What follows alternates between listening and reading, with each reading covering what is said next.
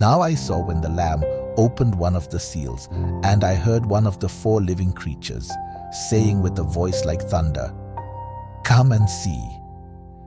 And I looked, and behold, a white horse. He who sat on it had a bow, and a crown was given to him, and he went out conquering and to conquer. When he opened the second seal, I heard the second living creature saying, "Come and see." Another horse, fiery red, went out, and it was granted to the one who sat on it to take peace from the earth, and that people should kill one another. And there was given to him a great sword. When he opened the third seal, I heard the third living creature say, "Come and see." So I looked, and behold, a black horse, and he who sat on it had a pair of scales in his hand. And I heard a voice in the midst of the four living creatures saying, "A quart of wheat for a denarius, and 3 quarts of barley for a denarius, and do not harm the oil and the wine."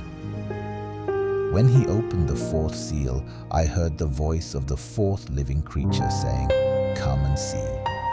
So I looked, and behold, a pale horse, and the name of him who sat on it was Death, and Hades followed with him. And power was given to them over 1/4 of the earth to kill with sword, with hunger, with death, and by the beasts of the earth. When he opened the fifth seal, I saw under the altar the souls of those who had been slain for the word of God and for the testimony which they held. And they cried with a loud voice, saying, "How long, O Lord, holy and true, until you judge and avenge our blood on those who dwell on the earth?" Then a white robe was given to each of them, and it was said to them that they should rest a little while longer, until both the number of their fellow servants and their brethren, who would be killed as they were, was completed.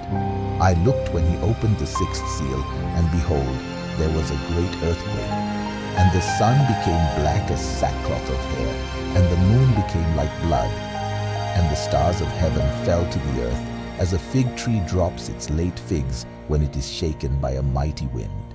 Then the sky receded, as a scroll when it is rolled up, and every mountain and island was moved out of its place. And the kings of the earth, the great men, the rich men, the commanders, the mighty men, every slave and every free man hid themselves in the caves and in the rocks of the mountains, and said to the mountains and rocks, "Fall on us, and hide us from the face of him who sits on the throne, and from the wrath of the Lamb. For the great day of his wrath has come, and who is able to stand?"